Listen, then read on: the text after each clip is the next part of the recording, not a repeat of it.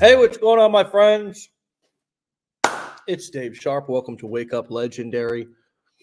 And my friends, we have, you guessed it, yet another amazing guest. A former esthetician is launching her digital marketing business, has launched. We're going to talk about what that process has been like for her. And she went ahead and take quitting off the table. It's not an option for her, she says. We're going to hear all about that. If you're new and you want a text message reminder in the morning when we go live, so you can just click a little simple link and come on over here and watch the show live on Facebook every morning, Monday through Friday at 10 a.m. Eastern time. Yes, we do the show live Monday through Friday, 10 a.m. Eastern time. You can text WUL to 813-296-855. That might be my text message reminder. Let's see, is it? Sure is. I just got it. I just got mine. Look at that. Now that I've got my text message reminder, I'm going to silence my phone, eliminate all distractions. Text WUL to 813-296-8553. And if any time throughout the show you want to get started with the 15-day challenge, business blueprints, mastermind, go to legendarymarketer.com/enroll. With that being said, can't wait to talk to my guest today. Says she's had a goal of being on the show since the very beginning. We'll hear about when the beginning was, what that was like. Let's start now by welcoming her to the Wake Up Legendary Marketer stage. Drum roll, please.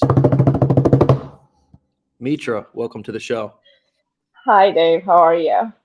Is it everything you thought it would be? Yes, absolutely.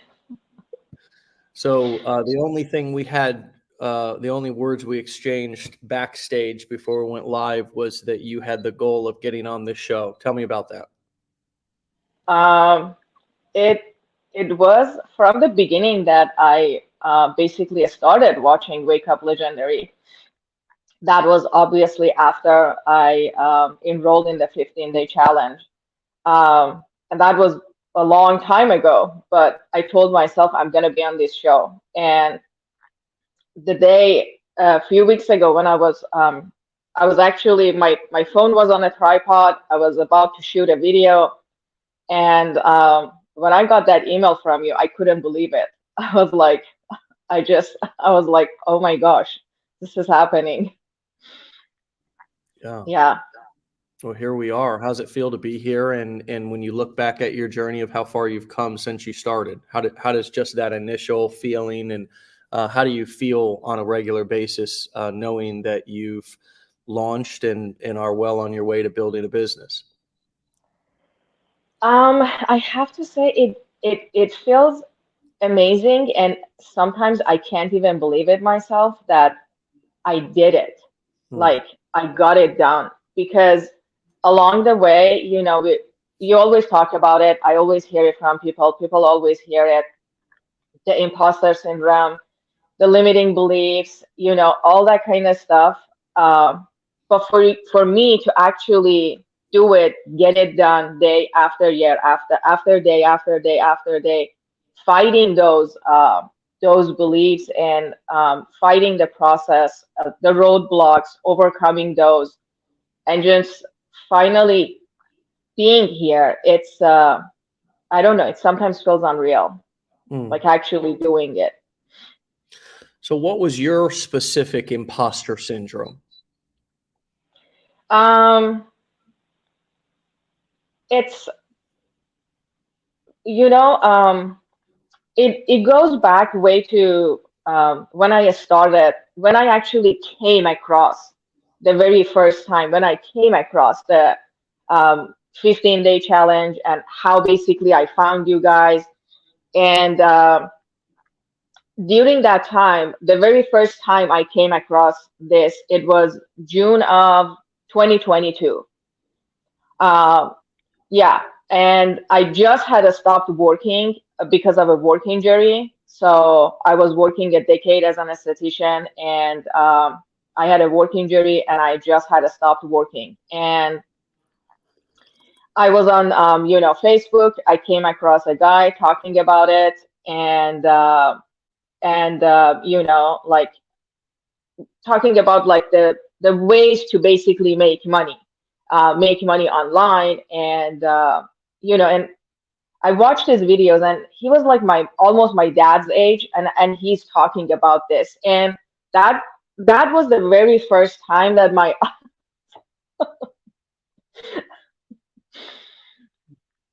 that was yes, that was the very first time my eyes got open to the whole idea of making money online. Like, this is possible. This is what actually people do. This is legit. Because I for me it was always I come I've always seen, I was raised and seeing people like, if you want to make money, you go get a job, and if you want to make more money, you get a second job or you work more hours. That's it. That's the solution. And to me, seeing that, I was like, okay, well, there are other ways. And but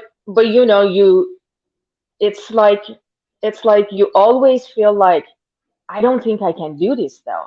I don't think I'm good enough to do this. I don't think this is possible. Yes, everything I'm seeing, it looks good, it feels really good, it sounds good, but I don't think I can do that.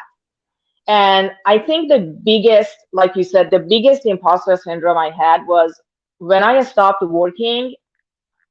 And my days were filled with going to doctor appointments, physical therapy, and I didn't know if I had to do surgery. I ended up going to do a surgery, and again, being in pain 24/7, it took me into a really dark place, depression, anxiety, and I was like depressed.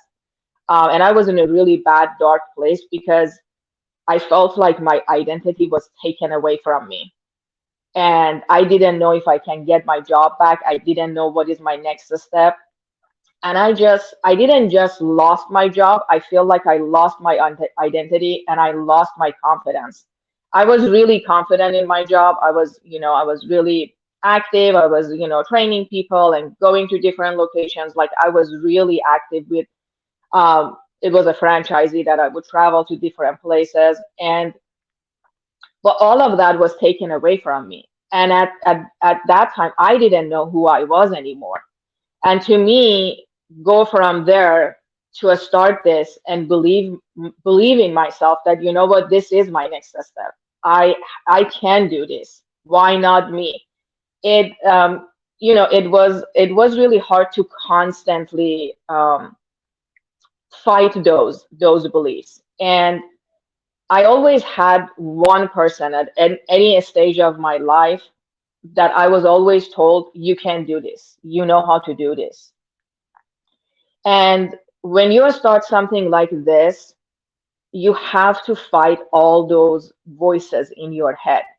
You have to fight all those limiting beliefs, all that imposter syndrome that, no, I can do this. I can do this. I got this. I have what it takes. And so here I am.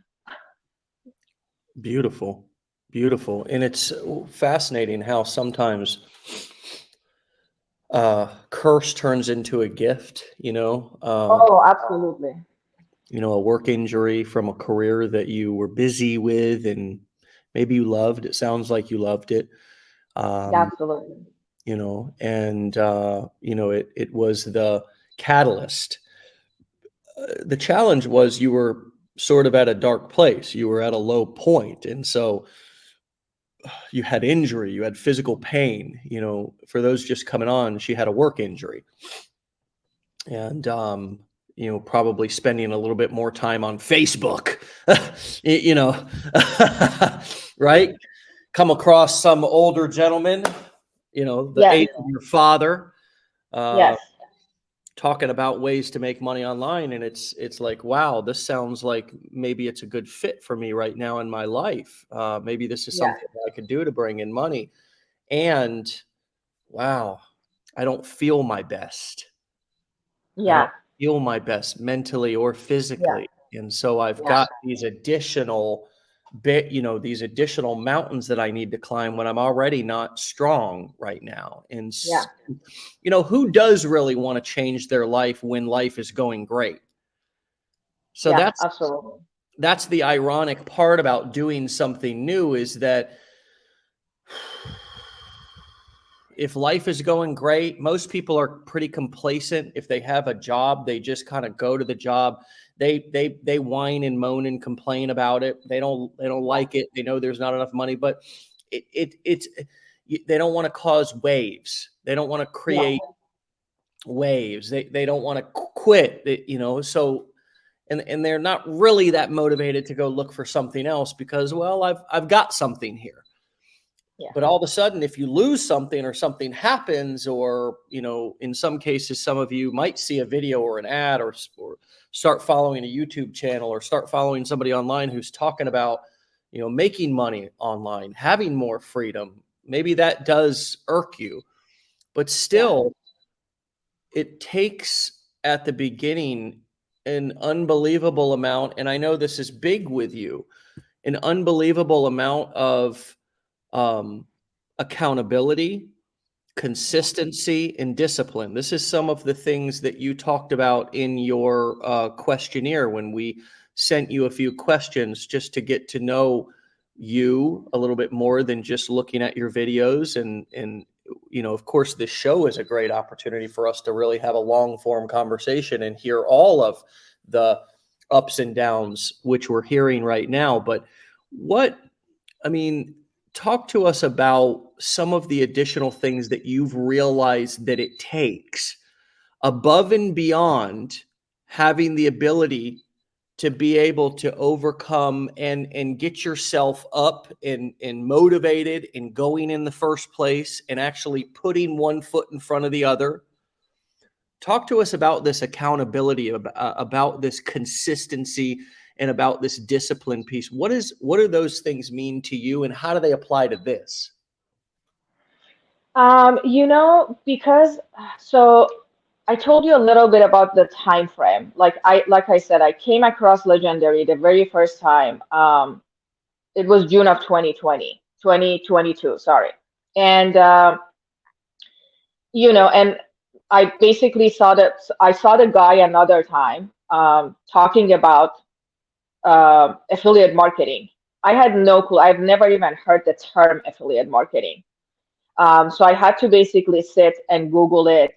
And if I want to go fast forward, I couldn't start my business because I was my job basically sent me home to go to doctor appointments and fix this. I couldn't start anything else. I had to go to my doctor appointments and physical therapy and occupational therapy, massage therapy. I mean, you name it. I was going to X-rays and MRIs and during that whole time that I was listening to Wake Up Legendaries every morning, I was going through the 15-day challenge, the blueprint. Like I kept myself in the community because I didn't want to disconnect. But at the same time, it's like deep down, I had a hope that I could go back to my job because, like you said, I really loved it. And the day that I had to decide whether I can go back to my job or I basically start this. It was after my surgery, after recovery, after pain management, and I got they sent me a letter and I had to sign that paper whether I accept a position for $16 an hour. And I just couldn't believe I got treated like that. So and that day I was like, I'm going to sign this and I'm going to refuse this position and I'm going to put my back against the wall. And I launched my business the next day. And that was for me a biggest bet I took on myself to actually do this. But during that time, I listened to a lot of people on social media. I listened to a lot of people,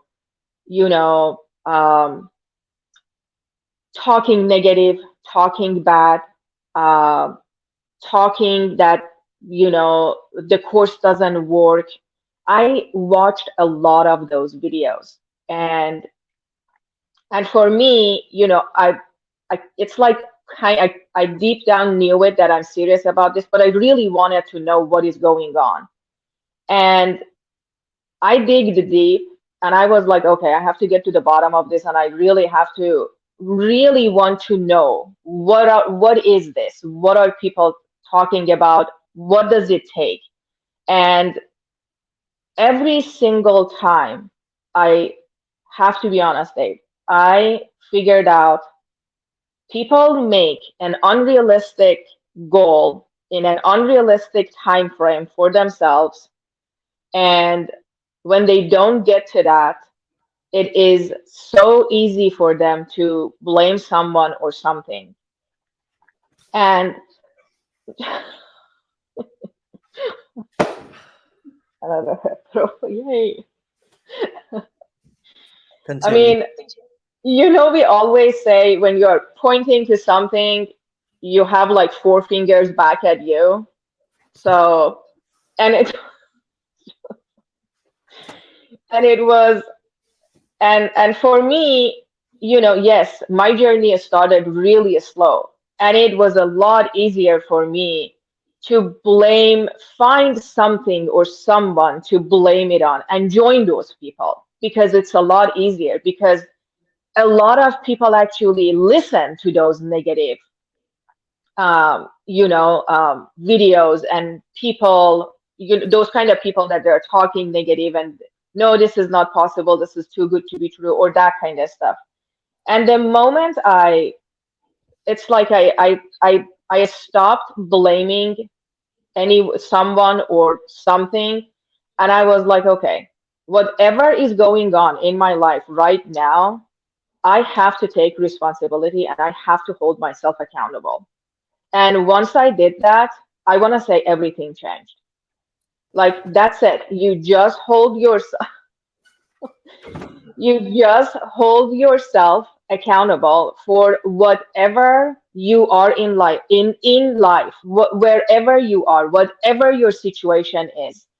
It doesn't matter if you want to gain weight, you want to lose weight, you want to start a business, you want to become more successful, you want to have a better relationship, you want to, whatever it is, once you start holding yourself accountable, everything changed. And I think I've done this, on a surface level in my life. Diaz said, "Throw the desk." The desk.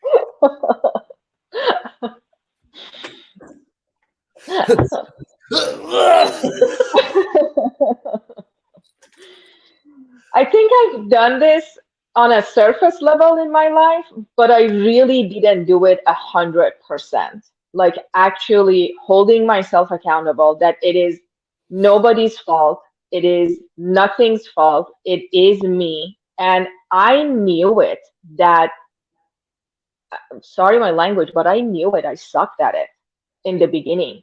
I did not even have, like, I had one Facebook profile, which I think everybody has it, from a jillion years ago. And, my brother sometimes told me, Mitra, please just change that profile picture. It doesn't even look like you. Like, I am not a social media person. Like, I am not at all. I am really social and outgoing in person. But when it comes to social media, I am the most unsocial person that you have probably seen. Like, I don't post pictures, I don't post videos. I don't even take pictures of myself to post on social media or food. I didn't even have a personal Instagram account. I did not even know what TikTok was. And people laugh at me, but I'm like, I'm serious. I had to ask one of my coworkers what TikTok was. And she had to explain it to me. And she was like, it's an app that people post videos. And I was like, okay, and then what? She was like, you just go watch. And I was like, okay, and then what happens? And she was like, Mitra, what do you mean what happens? Like, it's a video, like, it's just an app people, and I'm like, videos on what? She's like, whatever, you can find whatever. And I'm like, so what's the point? What is the point of sitting and watching? Like, I was that unfamiliar with social media. Like, I did not have any experience. I didn't know what a post is, what a reel is, what a story is. Like, I had no clue.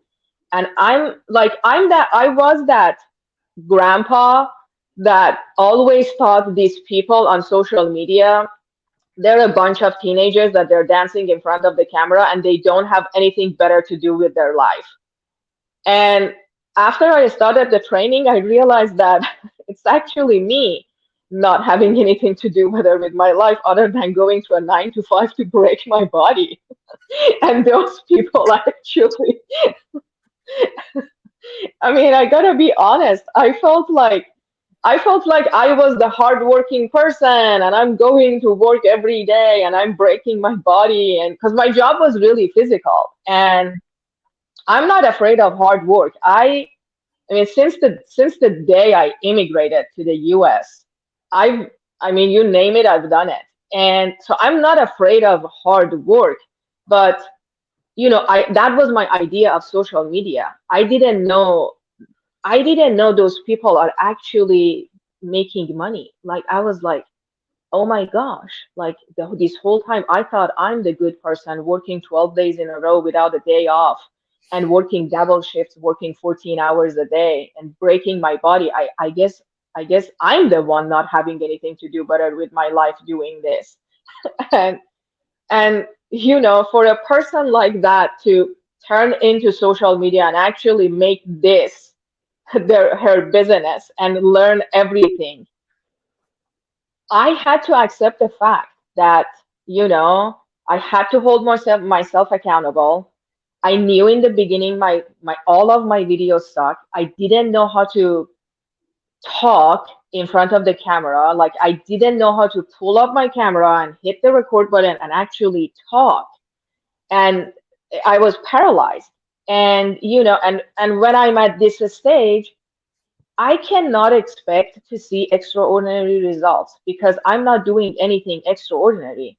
I'm not changing anything to see a change. It's like I always say it, if you keep doing the same recipe and your muffins doesn't turn out good, well, you got to change something. Maybe you are putting too much flour or too many eggs or too much sugar. If you keep doing the same thing, you're going to keep getting the same result.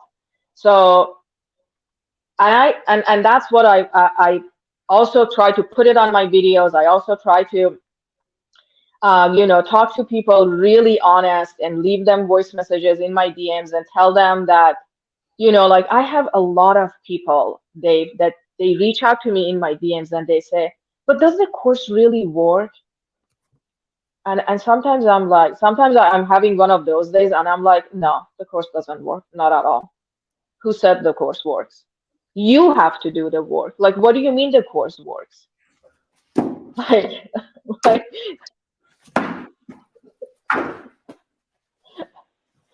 it's really amazing. I mean, when you think about it, it's really amazing because what I don't understand is why people they don't have this question about their college degree. Like, I mean, don't get me wrong. I went to college, like back home. That's when I finished my high school and all my education there. That was before even I immigrated to the US. And I went, I got my graphic design degree and I graduated college and I got out and I didn't do anything with my degree because nowhere hired me as a brand new graphic designer out of college. And so I got frustrated and I got another job in a totally different industry and area.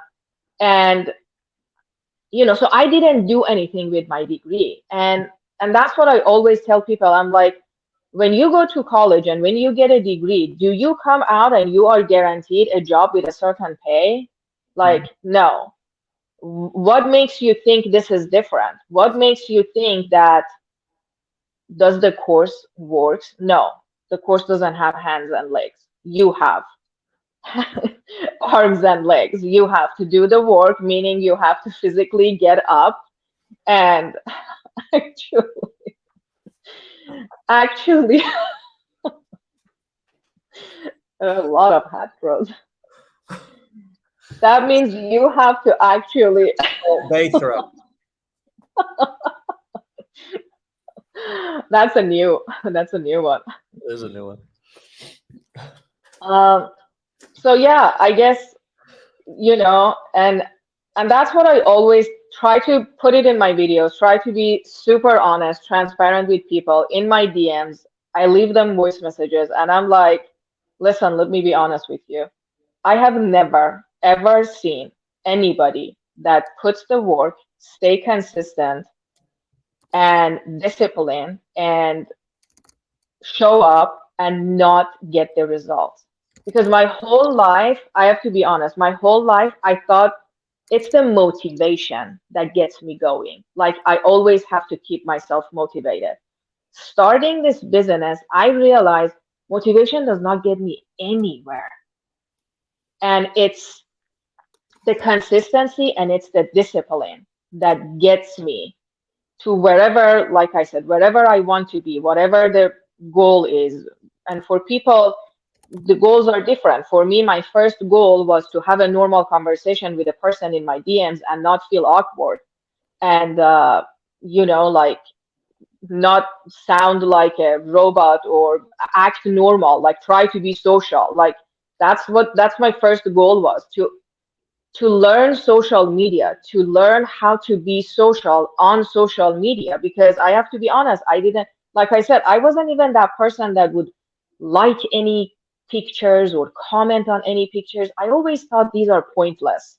Like, this is pointless. Why do I waste my time to post and comment and like a bunch of photos? And but showing up for your business every day, no matter of the results, no matter if you see any results, it's like day after day after day after day, all the effort, all the energy, all the consistency, they pile up and then they get you to your results. But you have to go through that. Nobody can does it for you. It's the same thing that I went to college. They taught me skills and softwares and everything to, like photography, everything to become a graphic designer.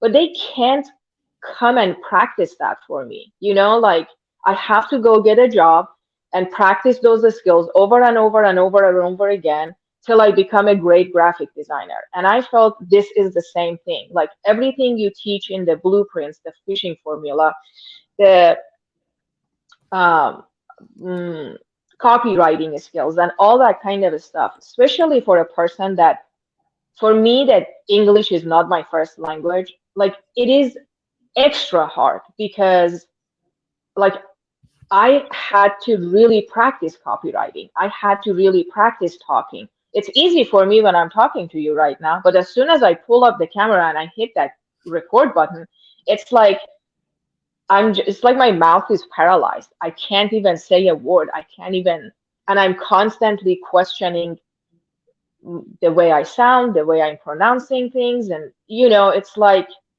a lot of things. But like I said, you have to do it. You have to keep doing it. You have to stay consistent.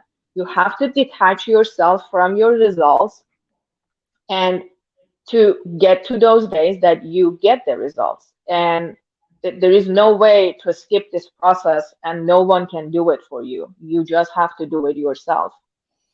And I guess that was like the consistency and discipline was for me, that no matter of how I feel, because I mean, let me be honest, I had a lot of those days where I didn't want to do the work. I thought I can't do this. I'm wasting my time. And I would always talk to my partner and I'm like, babe, do you think I can do this? And God bless him, since day one, he was like, oh yeah, you got this. You can do this. Yeah, you got this. Like he believed in me. What's his name? Since day one. Scott. Shout out to Scott. Even the days that I didn't believe in myself, he believed in me. And he was like, oh yeah, you can do this. You got this. But that is the discipline to me, that you still show up, you still show up and put the work and detach yourself from the results. And I remember I made a video about this and it actually was well received from people. And I said, it's if you are one of those people that you get up in the morning and no matter of how you feel, like if you feel like, if you're sick, if you have a stomachache, if you have a headache, if you have a cold, if you don't feel like going to work, but you still show up to work, you still go to work, you still clock in, you still work 8 hours. You're doing that for someone else's business. Why can't you do this for yourself?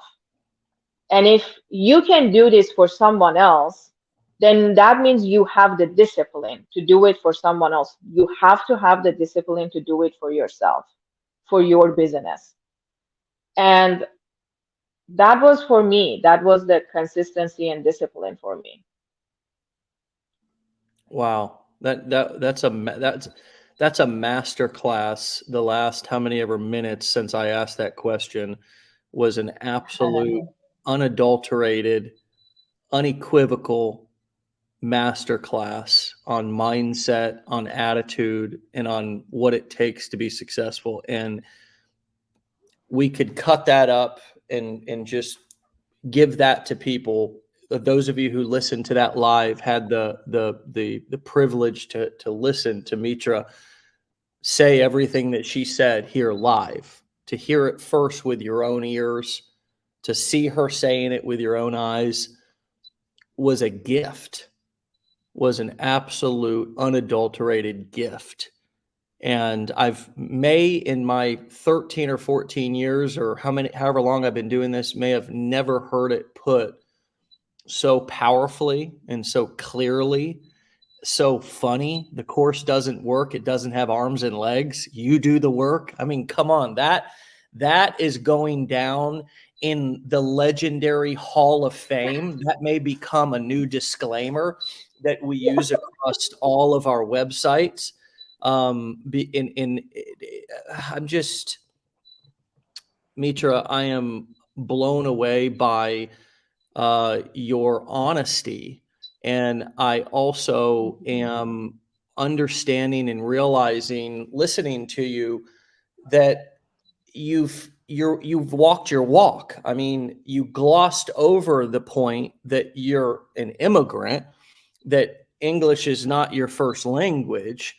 And so to really think about, and I believe you said in your questionnaire that we asked you, you immigrated in 2010? Yes. So you've been here only for 14 years. You spent your entire childhood and young adult life in another country. I would assume your homeland, which is where? Yes. Iran. I'm Persian. Iran. I mean,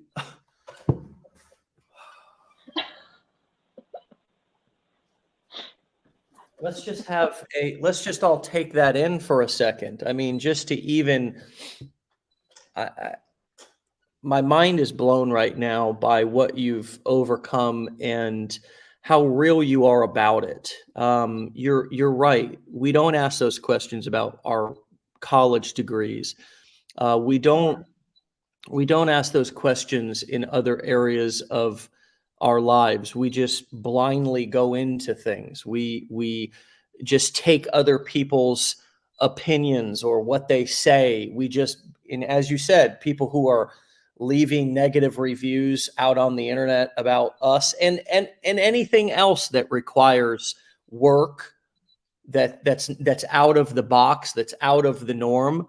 There's always a large group of people who commiserate together and who attract other people to them with negativity and with focusing on all the things that are hard about it, or might not be something that's handed to you, or they might feel is unfair.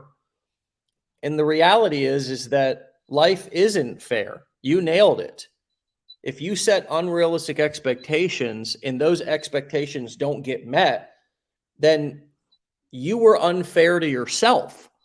You didn't give yourself a fair shot. And that's not anybody else's fault. That's your fault, because as an adult, it's your responsibility to take a good assessment, to do your due diligence, and to go into something eyes wide open. Nobody ever goes into your pocket, unless you're being robbed, and says, give me your credit card, put it into this, and spend a bunch of time doing something that you don't want to do. You go into it looking to get rich quick, or you go into it looking to have a miracle result with your weight loss, or you go into it looking to have a miracle result with your whatever it is. And when that miracle result doesn't happen with little to no work, now all of a sudden it becomes somebody else's fault. And it's so easy for us to go into victim stance. And I'm sure that you see, I don't know how it was in your native country, but here, the media, our society loves to make victims out of our civilians, out of our people. We love to, and it's a message that we get everywhere is you're a victim. You know, from the commercials about the lawyers, are you injured? You may be entitled to a big payout. It's like, and now all of a sudden somebody wasn't even thinking about that. They were just thinking about going and getting well, and now all of a sudden I'm thinking about, can I get a big payout? Maybe the government talks to us in this way that makes us feel like victims, like we're helpless, like there's nothing that we can do for ourselves. We need to rely on them. It's an issue. I wildly respect your journey, and you really illustrated clearly what you've had to overcome, but also how you've gone into this with such eyes wide open, with such a realistic perspective. So talk to us about the journey since, launching, because we've got an idea of your timeline. Back in June or whatever of 2022, you first discovered us. You didn't take the challenge until May of 2023, if I'm correct so far. Is that right? No, I took the challenge same June 2020. Okay. And then you launched in May of 2023. Yes. I launched in end of May, almost June of last year. If you could go back and do that, because that's May, June, that's a year. Now, obviously, you were dealing with some injury and you were dealing with some personal issues. Yes. Still, is there anything that you could pinpoint and summarize that if you could do it all over again, knowing what you know now, what would you do differently? Do you want me to talk for another 10 minutes or in one sentence? We're here for it. In one sentence, if I want to say it, it's easy to say it now. But if I want to say it, summarize it in one sentence, I would say I would do the scariest thing that I would do the thing that was so scary to me back then in the beginning.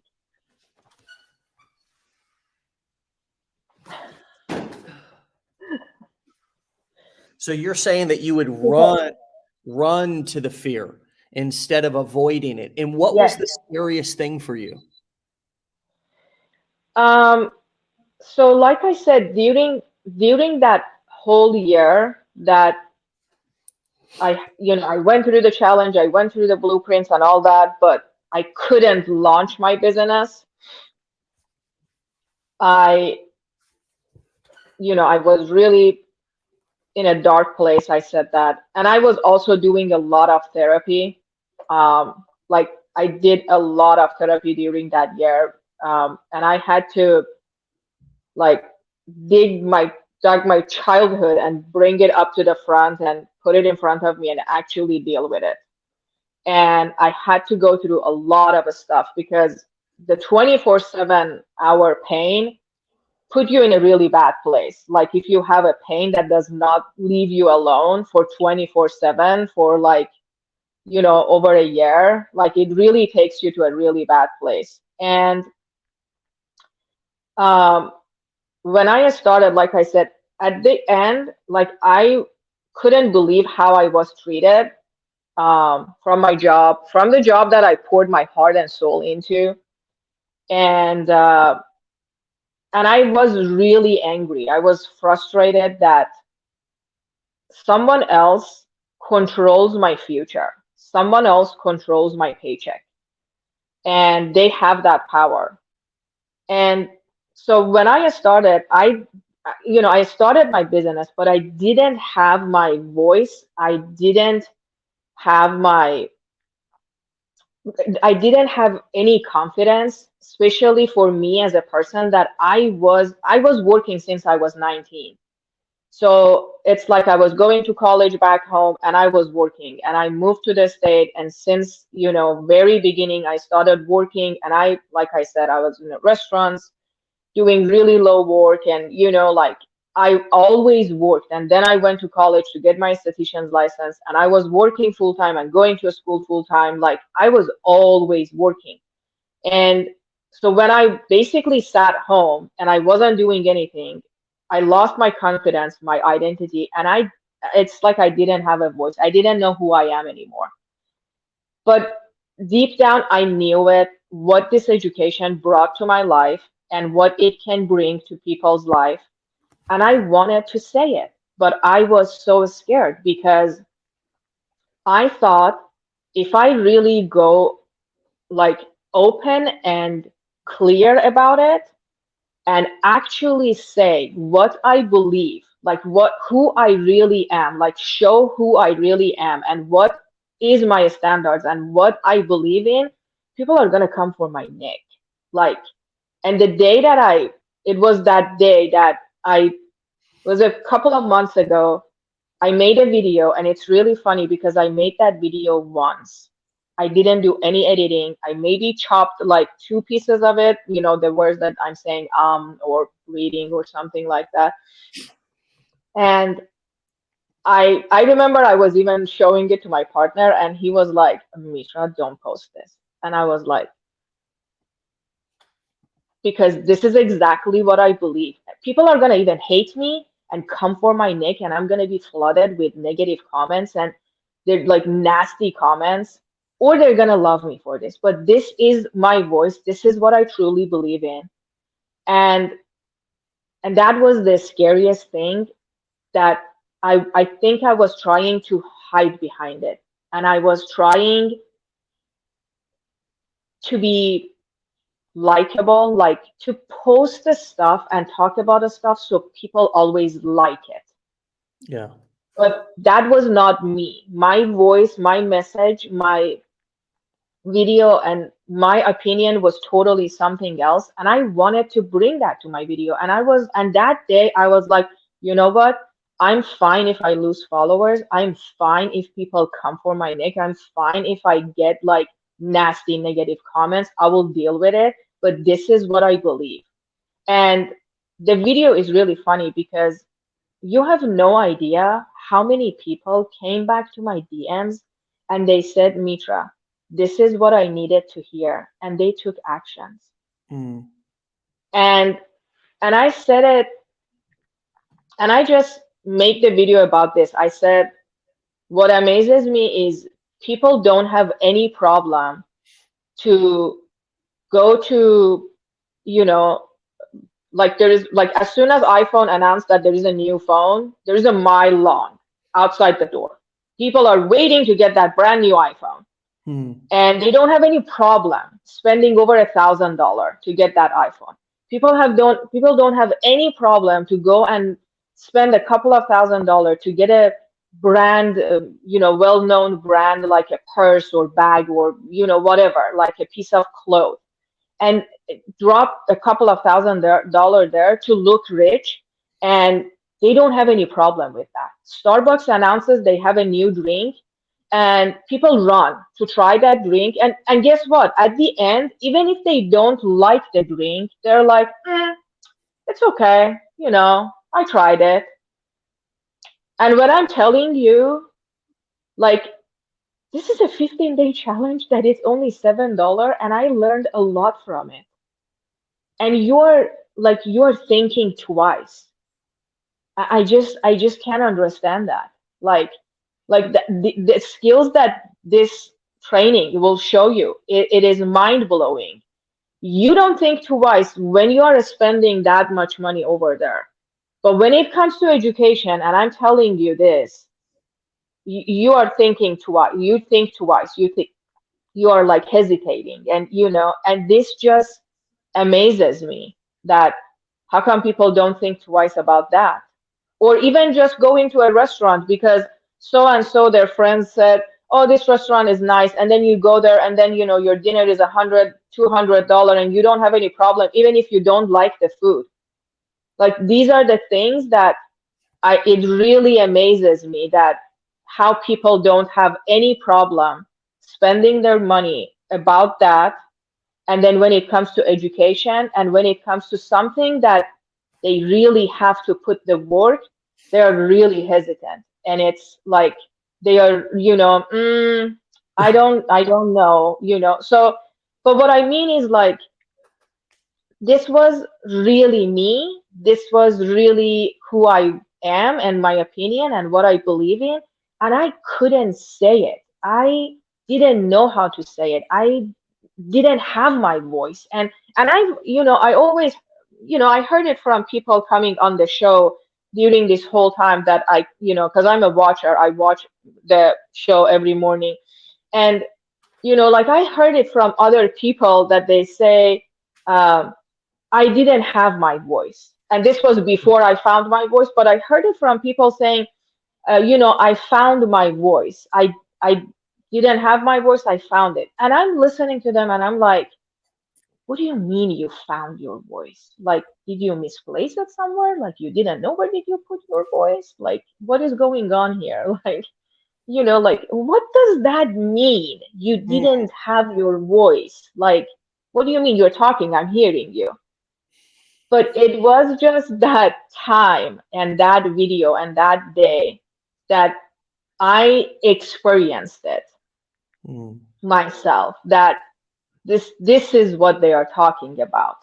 To actually go out and post that video and talk about what exactly you think, what your opinion is, what your belief is, and show exactly who you are and try not to hide.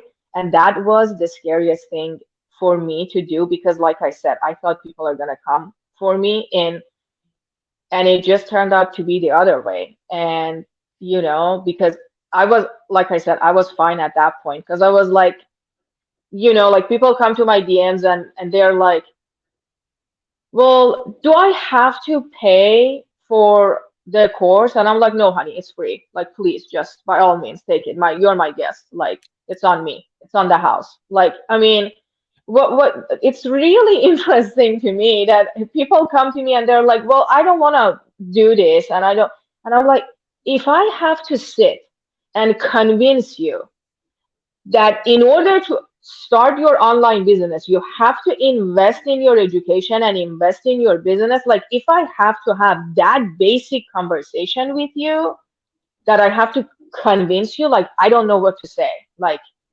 because I feel like you really have to realize that part on your own. And when you realize that, then you can, come and I can tell you, yes, you have to invest in your education. You have to invest in your, it's investing in yourself.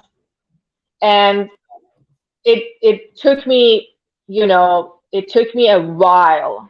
I knew it. I lost my voice. I knew it. I'm not really showing who I am. But like I said, I had to practice it to get to this point. And if I would have quit, I would have never got to this point. Yeah. Whew. Wow. Looking for other things to throw here. Tissue box. Unbelievable. I think if we were to take what you just said and say, what's the easiest way for me to see if this might be something that I can or want to do? It would be invest in some time and potentially some money to learn a little bit of information. Don't just ask people. This is one of the things that I've experienced in my life is people, instead of, and they know I sell courses, they know all the information's in the video, but they want to talk to me. And this is one of the most mind-boggling things to me, is that people, instead of just going and clicking a link and watching a couple of videos and just seeing for themselves, they'll DM you, they'll do everything. They'll say, oh, and then they'll say, oh, they didn't get back to me. Must be a scam, right? When the simple directions are, go watch the video and see for yourself. It's sort of like, John's a jerk. Oh yeah, he's a jerk. Yeah, let me just, hey everybody, John's a jerk because Sally said John's, instead of going over there and talking to John and actually seeing if exactly. John's actually a jerk, or if it's just something that Sally has an issue with John. So go and actually watch, like, for example, the 15-day challenge.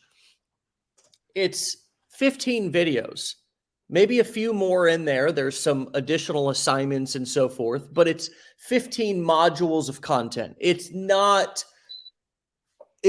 by any way, shape, or form an insurmountable, unbelievable task to finish, to just go through it and say, okay, I'm just gonna see what it is. Just gonna watch the videos for myself. It's $7. I'm just not gonna buy Starbucks today. Yeah. So that's number one. And if you want to learn this information somewhere else, by all means, go and learn it somewhere else. We're not saying we're the only game in town. We're just saying this is all we trust. The information that we can't advocate for any other videos out there on YouTube, any other gurus. I don't know what they're doing. I don't know what they're selling. They don't have any association with me or us. And it's one of the reasons why we don't do collaborations with other gurus or companies, is because I really don't have time to vet people. What I know is the education we have here has worked for a lot of people. It's exactly eating our own teaching, eating our own cooking, and it may or may not work for you, but you got to watch it first. And if not, then go to YouTube University, go to Guru Gary, go to whoever else, and at least invest a little bit of time to watch it, to see for yourself, to meet and shake somebody's hand and get an assessment, an idea of who they are, so you can form an opinion by yourself, for yourself. Because if you can't form an opinion by yourself, if you have to have somebody else tell you what to think, entrepreneurship in no way, shape, or form is going to be good for you. Because you can't make a decision, because you can't assess a situation and make a decision whether it's good for you or not. That is step number one. And that's what I hear you saying loud and clear. Step number two is that, you know, when you're going through this, you have to prepare yourself to do the work. Buying something, investing time is not the same as investing action. You do not actually know something until you apply it. You can watch it all day long.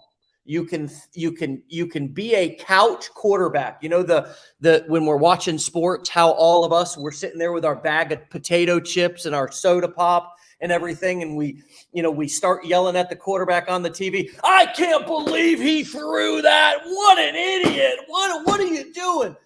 We really believe in that moment that we could do better than that quarterback, that we would have made a better decision. But the truth is that we're watching the game on a screen. We're not even in the arena. So there is a big difference between thinking that you know what you're doing and actually putting it into practice. It's sort of like seeing something and thinking you got it, like doing the hula hoop or whatever. You're like, yeah, I can do that.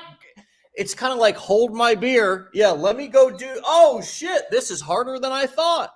You don't know until you do. And going back to your quote, the course doesn't work. You work. The course doesn't have arms and legs. Nothing in life works unless you work. I was told that when I was getting clean in recovery. I needed to get clean at 24 years old. And they said, you get out what you put in. Yeah. The book doesn't get up and keep you clean every day. The meetings that you got to go to them, you got to work the program, you got to make phone calls, you got to not pick up no matter what. All the things. I mean, these are just things that I heard for years and years and years that are drilled into my head now. And then last but not least, when you do start doing the work, you can do it as what you can do it as you can go through the motions and just say, "Oh, I'm posting, nothing's happening." And that's usually what is going to happen if you just go through the motions. Or you can run to the fear, run to the scariest thing, which is, for me, it was actually telling my story. When I started doing this, it was about talking about my being in recovery from addiction. It was about the fact that I had been arrested for my addiction. And that was one of the reasons why I couldn't get a job. When I was 18 years old, I was arrested for possession of marijuana right as an adult. I had a felony right from day one, turning an adult. And on all job applications in Florida anyways, are you a felon? That's the number one question they ask, like right at the top of the application. And it was incredibly difficult for me to get a job. So that's one of the reasons why I continued to use and ended up working with my father, was because my addiction had all of these consequences, not only homelessness and addiction, but also problems with employment. So for me to talk about those things, why am I doing this? When I was talking about my why, and those were the scary things for me to talk about. When I was telling my story 13, 14 years ago, when I was getting started in this business. And I can remember actually getting on a live. It was a webinar. We didn't go live on social media back then. We had to invite people onto like a go-to webinar, which is sort of like Zoom. And I can remember walking around the neighborhood before this call, I was walking my dog, and I listened to this guy named Jeffrey Combs, who's a sales trainer, and he talked about his alcohol recovery. And I really thought this guy was a rock star, and holy crap, he's talking about something so vulnerable. And that inspired me to just tell my story one day, and I did. And when I got done with it, I immediately shut the computer. As soon as I got done with, I immediately shut it. I didn't even want to see what people said. I thought, oh, I really just ruined my whole future right there by letting people know my truth and who I really am. And when I came back to my computer, of course, I was promoting something at the end. I was doing that webinar for a promotional purpose. I was just telling my story and adding some edutainment into the presentation. I had made more sales than I had ever made in any single promotion. And more positive feedback, people just connecting, people just saying thank you. That was vulnerable. That was courageous. I really identified with that. And that was my running to that scary place that you talked about, which, I'm sure that finding your voice, if I was to guess, especially you talking about all the therapy that you did, goes back into your childhood. Goes back into where you're from, right? Finding your voice now as an adult. And so over the past 2 years, you just talked about your journey of finding your voice, and what a beautiful, simple little act of, okay, this video, I'm going to record it and say what I really think. And sometimes when we're saying it, it feels like we're about to commit a crime, because everything inside of us is terrified to do this. And because of the fact that we may have been punished, or may have been shamed, or may have had consequences for speaking up in the past, we think that we're going to get those same consequences now when we speak up and say what's really true for us. And so it feels like we're about to say something that's going to be really offensive to people, and it's going to be really bad, and people are going to really hate us for it. And when we finally say whatever our truth is, people are just kind of like,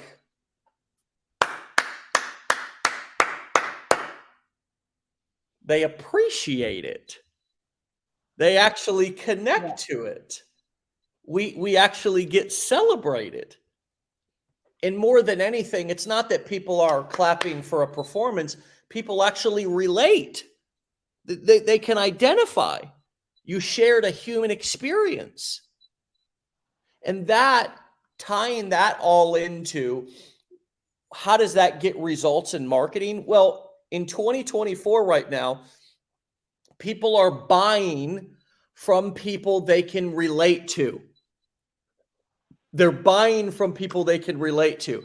Companies, instead of, are taking a lot of their advertising budget that they spent on hired actors and commercials and giving that to social media influencers to wear their apparel, to drink their supplements on camera on social media, because people are buying from people that they relate to, that they have something in common with, that they feel authentically inspired by. That's how it ties into marketing. And so you end up connecting with more people, building more trust with people, and then you use that power for good to try to point them in the direction of something that's going to be helpful to them, not selling them something they don't need. This is not about manipulation. This is not about deception. This is about connection, trust, and pointing them to a solution to a problem that they have. And it's their responsibility, as we were talking about back in step one, to assess whether it's a good fit for them or not. After all, they are the one sitting there at their home watching you, and they could tune out at any time. So we just keep speaking our truth, keep talking about our solutions, and we allow people to connect with us. And that's it in a nutshell. Sure, there's some mechanical pieces that we set up so we can collect emails and we can use systems and software to be able to follow up with people, so it's easier on us. We certainly don't want to have to send somebody a DM and say, "What's your phone number? I'm going to call you," right? We don't want to do that, because we want to work smart, not hard. The very thing that our parents and grandparents and whoever else have been talking about for years. Work smart, not hard, Sonny. Yeah, this is us working smart. Collecting emails, using sales funnels, using videos to do the selling and telling for us, using systems, selling other people's products, right? Joint ventures, affiliate marketing. Instead of sitting down and taking clients one-on-one, and if we don't work, we don't get paid, we package it into a course so people can watch the content. I record it once. You all watch it as many times as you want. I get paid over and over and over again. That's leverage. That's working smart, not hard in 2024. Yeah. And it's feeling worthy that we deserve this, which is something that I also heard clearly in you talking about going to therapy. As we bring this conversation in for a landing, I've got, one or two more questions. Therapy has been quite an interesting topic over the past couple of days or week. I feel like I've had a couple of guests where we've talked about this. What do you think the role that therapy played in your business, even though you were not doing particularly therapy about business situations? If somebody, is like feeling stuck and they know there's something deeper that they could work on or need to heal, what benefits, what role do you think that going to therapy and addressing your deeper rooted personal stuff, how did that benefit your business? I think it goes back, Dave, to the part that I was saying, fighting with the limiting beliefs and um, fighting those thoughts and voices in your head, and also holding yourself accountable.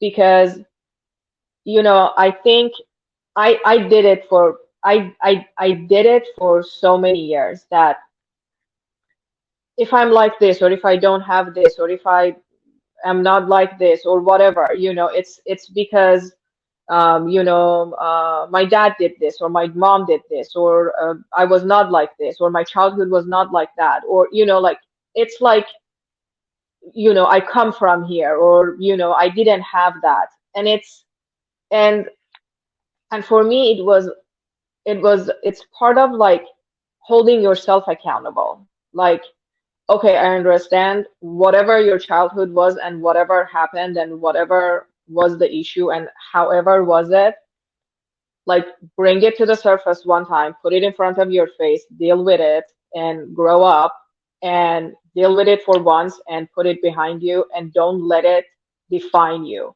and your future.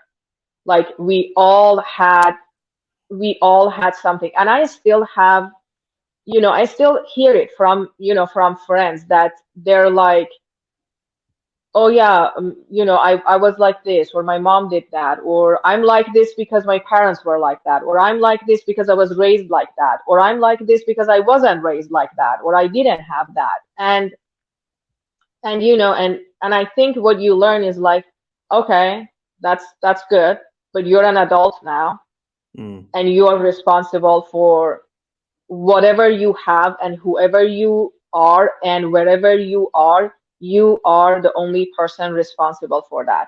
And it is a big moment for me that I realized that, okay, I have to hold myself accountable. Whatever is happening to me, it's it's like life is not happening to me. Life is happening for me. And Mm. and the thing is that nobody is responsible but myself. Like nobody is responsible but myself. I remember the very first day I landed in the US. It was at San Francisco airport. And I looked, and San Francisco airport is huge. And I just looked around and I told myself, Mitra, you landed on the land of opportunities. It's up to you. And soon after I realized that, for me, at least in the beginning, it was more like a land of slavery, because I was doing a lot of like, like bottom line jobs, and it was like working for nothing and all that kind of stuff. But I learned to stop saying it's nobody's fault. Whatever you are, however you are, wherever you are in your life, you are the only person responsible. And if you are not happy with it, then get up and change it, Yeah. instead of sitting and pointing at something or someone. And it was the when you were talking about the it reminded me of that, because I had this when you were talking about, oh, they didn't respond, it must be a scam. It actually reminded me of this conversation I had with this lady, and she was like, "Oh, my, advisor abandoned me," and I was like, "Well, that's really interesting, because almost after over a year and a half, I'm still in touch with my advisor. But the only reason is because I pursued that relationship." And huge, huge shout out to Darren. Like he was the very, like the very first call I had with him in June of 2020. Uh, like I had a list this long questions, and he answered all of them. And since then, every time I emailed him, he got back to me. And even when I hadn't launched my business, I emailed him, he got back to me. Even if he didn't answer, he went and he got the answer and he got back to me. He answered my question. Even when I was having a bad day and I was like, Darren, I don't think I can do this. And he was like, don't you dare quit, Mitra, now. Like, you got this. And it's like, it's it's like I feel like it's just all the time people want to sit and everything want to be served to them on a silver platter. Like, like, here, let me just email you with your answers. You don't even have to ask the question. I will answer it for you. You know what I mean? Like everything, like it's like if you wanted to keep in touch with your advisor, first of all, there's nothing is free in life. Like there's a difference if you pay for a service and get what you paid for, and get something that you didn't pay for. Like there is a difference here. Let's be honest here. I mean, and the other thing is like, it's everything with life, to take responsibility, hold yourself accountable. And that was what I mainly learned in my therapy. And because of that, I could apply it in my business. When I was not getting the results, for example, that, I wanted, or I was having bad days, or whatever was going on, instead of like holding and pointing at something and, it's like, no, everything that is happening, it's me. I have to fix it. I'm responsible and I'm in charge. And it takes time. I think even that takes practice, because especially if your whole life you were always one of those people that you're pointing at something and someone, that's like a habit. So you have to stop that habit. You have to quit it. And you have to say, no, I'm not going to say that anymore. I'm going to hold myself accountable, and nobody is responsible but me. Yeah, I'm going to, even if that was modeled for you, which most of us, we didn't learn that behavior or that mindset on our own. We learned that from somebody that was modeled for us. And the pointing the finger, the victim mentality is something that was modeled for us and was likely something that became part of our personality when we were very young, because we heard our parents or people around us talking like that, which is how most people talk. And that's a broad brush stroke that I'm making there, but people bond with each other through complaining, through feeling like victims. It's a bonding thing with human beings. It's not that we're bad people. It's not that anybody's a bad person. It's just that it's easier to bond with somebody through struggle than it is through, being very positive and finding solutions. Because solutions take work and you don't have them right now, whereas struggle and hardship is usually right in front of you. And so it's easy to bond over that. And all cultures have their own. It doesn't matter where you grew up in the world. There's not any particular culture that's just wildly positive and optimistic. It's worse in some areas because there is more hardship in certain areas. But I'll tell you, our immigrants, the people that I've interviewed on this show who have lived in other places, parts of the world, that have come here, do have an edge because, although you may have had to take the bottom of the barrel jobs at the beginning of immigrating here, you took them, you worked them, you know what it's like to come from the bottom. And so when you move into something like this, you're prepared to work your way up and to do the hard work, to clean the toilets, to sweep the floors, to do all of the different kind of work, where if you were only born in America, that's a gift and a curse. And it's just something to be aware of, my friends. If you're born in America, you may have an attitude of entitlement. You may not. It's good to be aware that hard work might be offensive to you a little bit, right? Because we have it good in this country. It's the greatest country in the world in terms of the opportunity that is there for you. And it's one of the reasons why Mitra lives here is because of all the opportunity, right? And as much as I'm sure you love your homeland, America is your home. And so here we are what are my strengths and what are my weaknesses? Well, we need to know those in order to be a whole person and to give ourselves the best chance to succeed. And so, we may need to work a little bit harder on our mindset when things get difficult. Be aware that I have a tendency to start things and not finish them. I have a tendency to have unrealistic expectations when I start something. And I need to be really, really careful because the road of entrepreneurship is hard. It comes with many challenges. And although those challenges are hard, the feeling of accomplishment when I overcome them is like no other.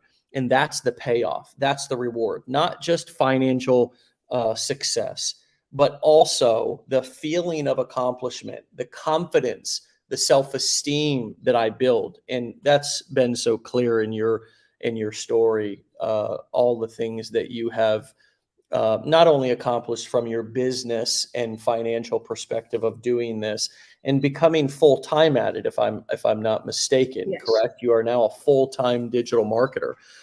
Congratulations on that. We're coming up on 20 minutes past the second hour here. I could talk to you for another 5 hours, but what we'll do is we'll have a follow-up episode and continue the conversation. Mitra, this has been a wildly inspirational, honest show. The value that you've dropped, the honesty that you dropped has been just unprecedented. It's really, really been refreshing, and it's certainly one that I'm going to recommend people go and give a listen or a re-listen to. Thank you for your time today, my friend. Stay legendary. Thank you for having me. Appreciate it. All right. I'll talk to you soon, okay? Thank you. All right, my friends, you can go and find Mitra over on Instagram at Mitra the Affiliate. Mitra spelled M-I-T-R-A. Mitra the Affiliate, spelled just like it sounds. Mitra the Affiliate over on Instagram.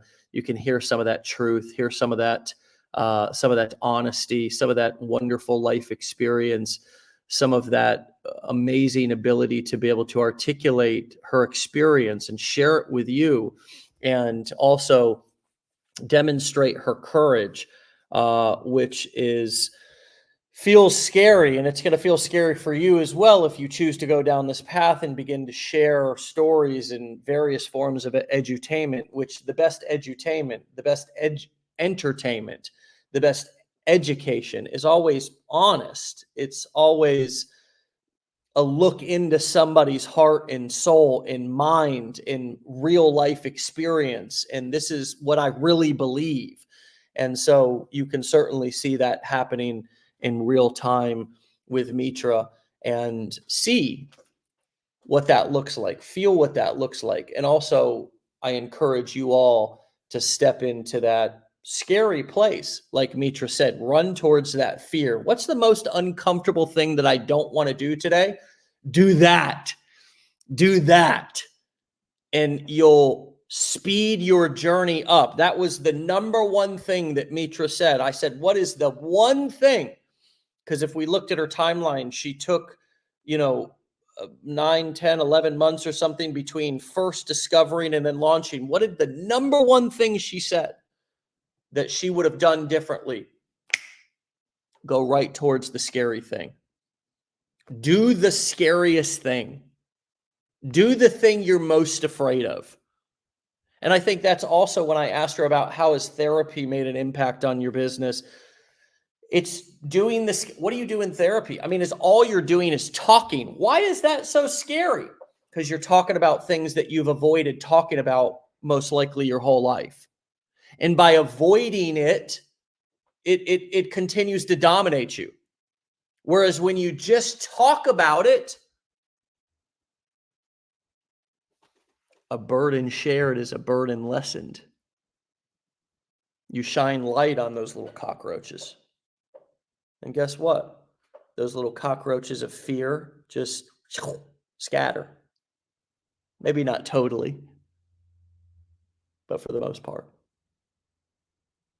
So run towards the thing that's scary, my friends. And remember the disclaimer of the century. The course doesn't work. It doesn't have arms and legs. You work, Mitra. All right, my friends, get out of here. Join us tomorrow for another episode, 10 a.m. Eastern time, right here. Go and check out this replay. You can listen to the audio on all the major podcast platforms. We'll strip the audio and post it. Just go to your podcast platform of choice and type in Wake Up Legendary. And you stay legendary. Get out of here. Peace.